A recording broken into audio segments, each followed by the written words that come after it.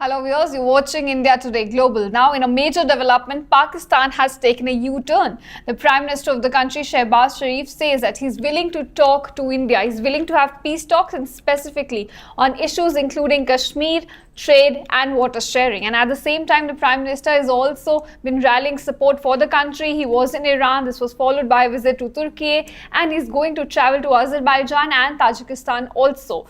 Now, to decode all of the latest developments that were happening on, India-Pakistan front, I have with me our editor, Pranay Upadhyay. So thank you, Mr. Upadhyay, for joining us. Thank you, now, beginning with, what do you make of these visits, that are now being taken by the Prime Minister of Pakistan? As we were discussing, Ishita, Pakistan military has a doctrine and a strategy which is called notion of victory.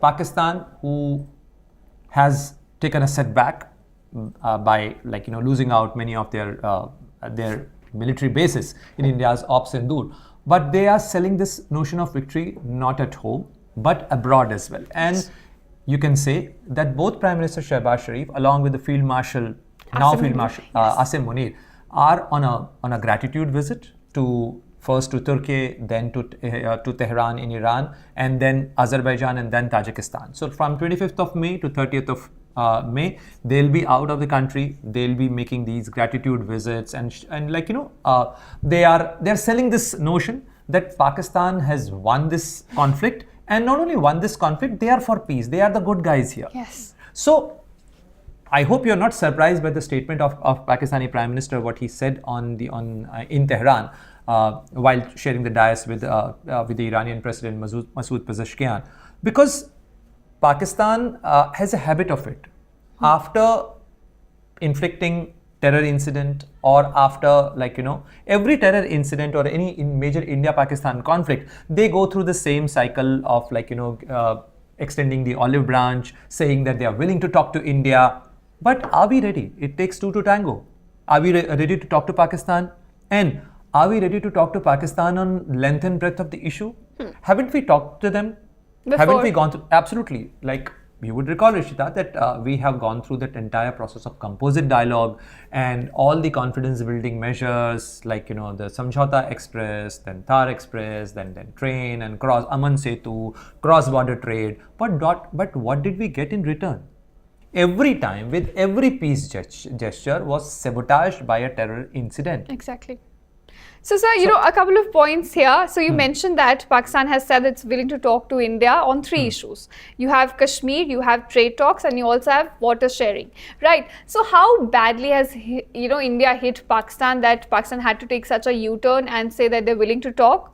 And also, secondly, you said that they've been, trying to sell this narrative that this is a victory parade and that they have won the war. So, how is India trying to counter that? Because that is not true, but they've been able to sell it well. Good question.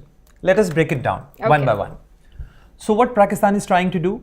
Pakistan is trying to sell that victory notion for that domestic audience, for the global audience as well. Yes. Because Pakistan want mainstreaming. They have been looking for that mainstreaming because they were the one who were cornered. They were the one who were isolated. They had to go through that blacklisting of, grey listing of FATF, scrutiny at IMF. They are going through a very difficult phase economically, globally, isolation, and even within the Muslim community, the Muslim country OIC grouping. They were the one who got isolated. Yes. Isolated as in their citizens were subjected to a lot of scrutiny. Yes. When they go to Gulf countries for work visas. Recently, Kuwait restarted their visas, but it was stopped by Kuwait. So they were the one who are looking for mainstreaming and inclusion. That's why they want to be seen as making right kind of noises. But are they willing to comply? That's a bigger question. That's a bigger question. Are they willing to walk the talk? Exactly. They have to walk the talk. And what did India say? Every time, with every terror incident, with every dialogue process, India say that if you are committed, if you really want to engage, then at least show us some credible, verifiable action against terror outfits. Exactly. If you say that you are victims of terror, then you cannot play double game. You cannot claim yourself as victim of terror and harboring these terrorists. Exactly. And go and attend their funerals. You're not only attending the funeral of them, you are giving them security, Yes. you are intertwined, so intermingled with these terror outfits that at times it is very difficult to make a segregation. If you see, Aishita, the NIA charge sheet of 2611 clearly mentions the name of serving Pakistan military officers. Imagine. So the Major Iqbal, Major Samir, even Sajid Mir, some people say that he had a military past. Even in Pahalgam case, Yes, we got to one know that was- from former SOG guy was involved in it. So if this is a pattern, if this is a thing, then it is very difficult to make this segregation and distinction. However, Pakistan is trying to hard sell this notion that they are willing to talk to India. This is only to give a message to the Western audience, because they were the one who who started making suspicion on Pakistan. They stopped their funding, and Pakistan is badly looking for funding. Yes. But as far as the India's case is concerned, we have exposed them umpteen times. Yes. In Kargil, in 1947-48, in 1965, in 1971, every time, 2611, the major terror attack, where over 150 people lost their life, including foreign nationals. The world knows who was involved, where did these terrorists come from, and how this entire conspiracy was hatched by Pakistan with the connivance of Pakistan military. Now everyone knows. It's not about India claiming. The global community, the international power, they also have their own intelligence mechanism, and that's why David Coleman Headley is in US custody. Tahavur Hussain Rana, who's recently been extradited to India Yes. by the United States, is the very basis of this entire thing, that Pakistan has been hatching these terror conspiracies, have been using these terror outfits as tools of their foreign policy. Is well proven case. It's internationally established, because the largest number of terrorists who are in the list of 1267 United Nations Security Council sanctioned list are in Pakistan. Exactly.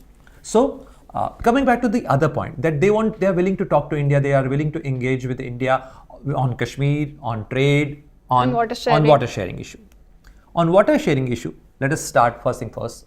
On water sharing issue, India have been asking Pakistan to renegotiate the Indus Water Treaty. Yes. Based on the technical requirements. Technical requirements as in that the treaty was brokered, it was signed in 1960. Yes. Thereafter, the engineering techniques have changed, the population have grown up, modern techniques have come, and there were certain clause as in the 1960 Indus Water Treaty, there is a clause that you cannot desilt or dredge the catchment area or your dams, Okay. which makes our dams more vulnerable.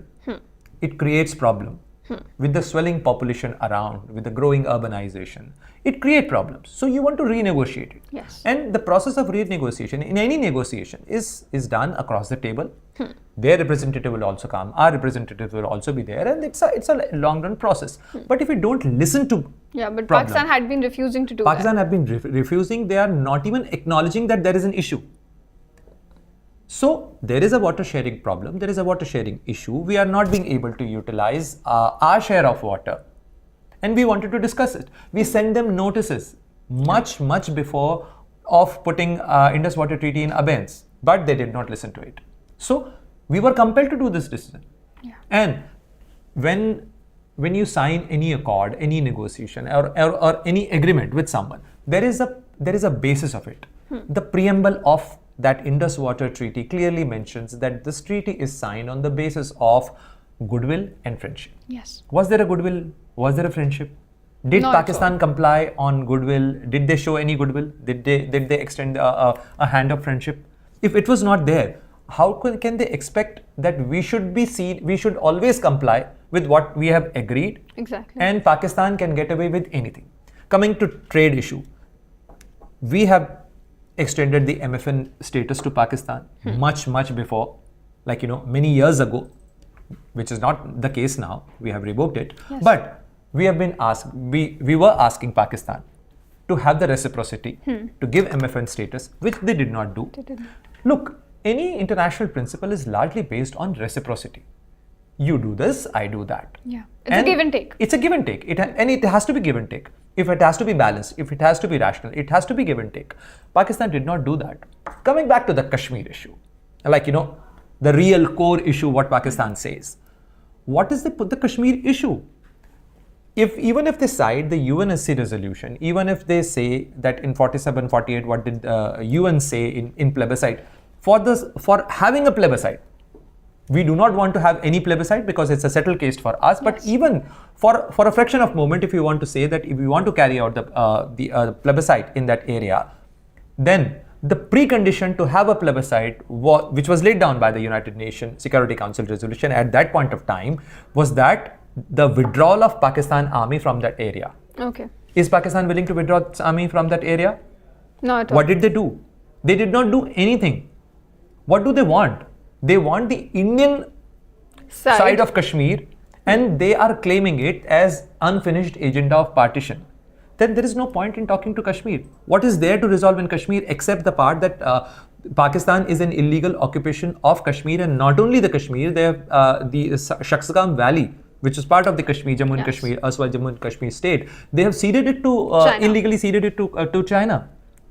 So they are the one who have been complicating this issue. Are they really willing to talk? Are they willing to settle this issue? And what is there in settlement? And as we were discussing just a while ago, that there is a parliamentary resolution. Yes. There is a parliamentary resolution that we have to take back the area which is under illegal occupation of Pakistan. So there is no point.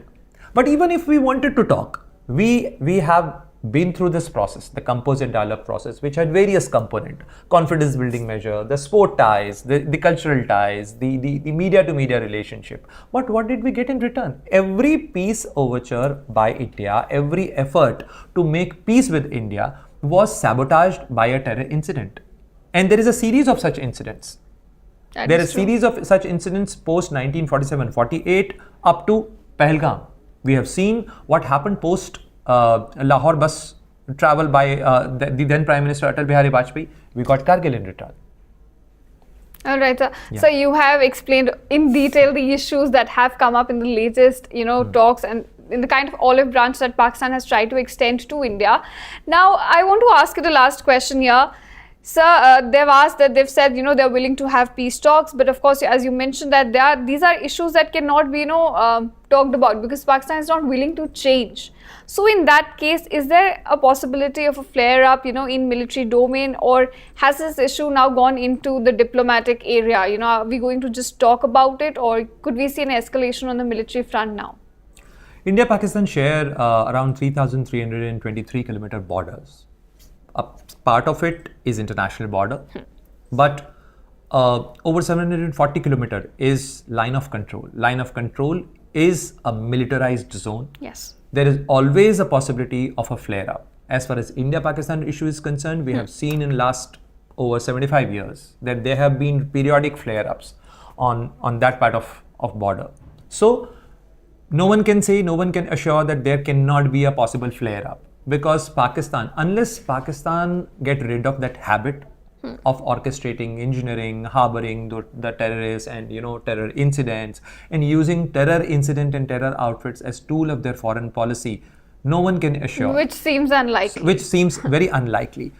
In immediate possibility, I don't see an immediate flare-up. Okay. But yes, the tension remains because the changed attitude with the new Munir doctrine in place, with Field Marshal Asim Munir as the real boss, with the intrinsic fault lines of Pakistan as a state, with growing tension within the Pakistan society, we cannot say with surety that Pakistan might not try another adventure. They can again try, because this is the thing. This subconventional warfare, they think, suits them. Yes. They cannot match. Because they cannot afford to have a conventional warfare. They cannot have a conventional war with India. They have fought conventional war with India and they know the result. And that's why they might be claiming this notion of victory by claiming all sorts of claim. But none of their claim has been substantiated. Exactly. But what India did is substantiated by not only us in our validation and our documentation, but it's being it's there all in the Pakistani social media. People have posted the pictures of Noor Khan Air Base or the Rahim Yar Khan or the Jacobabad or Bholari air bases. Like the smoke coming out of those air bases was captured by people on street, and people know that they are badly being hit. There is no similar picture from any of the Indian base. Exactly. They've been using videos from video games and showing that in their military briefings. That's why the obligation on Pakistan and Pakistan's military establishment, Pakistan's polity, is more to sell to their people that they won. Yes. And if you see their textbook, after having interacted many of the Pakistani journalists, after having been there, this is how Pakistan has to sell this thing. They have to sell it hard that they won. They did not won in 1965, but still they still claim it. They still claim it. So this is what Pakistan is. Pakistan is it's a complex and a very believe it or not, it's that kind of a country. All right. So my last question to you. I know I said that was the last question, but because you have mentioned narrative building, has India been able to counter that narrative on the global stage that Pakistan has been trying to sell? And if so, would you call it successful attempt by India? Look, whether we are selling or they are selling or can only be judged by who's buying their narrative. Look, if you go to any third person after having a conflict with the two parties, say about Russian side have their own viewpoint, Ukrainian side have their own viewpoint, Palestinians have their own viewpoint, Israelis have their own viewpoint. They go to third country. They try and convince them that how my action is justified. Some people buy that thing, some people don't buy that thing. But as far as the terrorism thing is concerned, India probably is the first country who raised this issue. We are the one who proposed, we are the proponent of the Comprehensive Convention Against Terrorism. And we have been saying on international forums since late 90s. I remember 1996, 1998, we have been saying this thing, that there has to be a comprehensive convention against terrorism. It's the global community, it's the world powers who have been making this distinction again between my terrorist and your terrorist, and freedom fighters and terrorists, good terrorist and bad terrorist. We did not make that distinction. And their attitude, they suffered because of their own attitude. We saw the American society, American polity accepted it post 9/11 that yes, they did mistake. And even in 9/11, who were involved? From where did it come from? There is always a Pakistan angle in it. Where did they find Osama bin Laden? In Abbottabad, in Pakistan. Exactly. Only few meters away from the Pakistan military academy in Kakul. Because they go hand in hand. Absolutely. And not only that, Pakistan politicians have accepted it. Parvez Musharraf, who has served as Pakistan's army chief and president, he accepted it. Even recently, Khwaja Asif did that. Even Bilawal Bhutto also accepted it. Absolutely. So that's the crux of what's happening on on the Pakistan and India front. And of course, Pakistan is wounded right now, and these are self-inflicted wounds, and therefore they've been trying to have some conversation with India. How will India respond is yet to be seen. So thank you so much for joining us here on India Today Global, and stay tuned to our channel where we simplify geopolitics for you.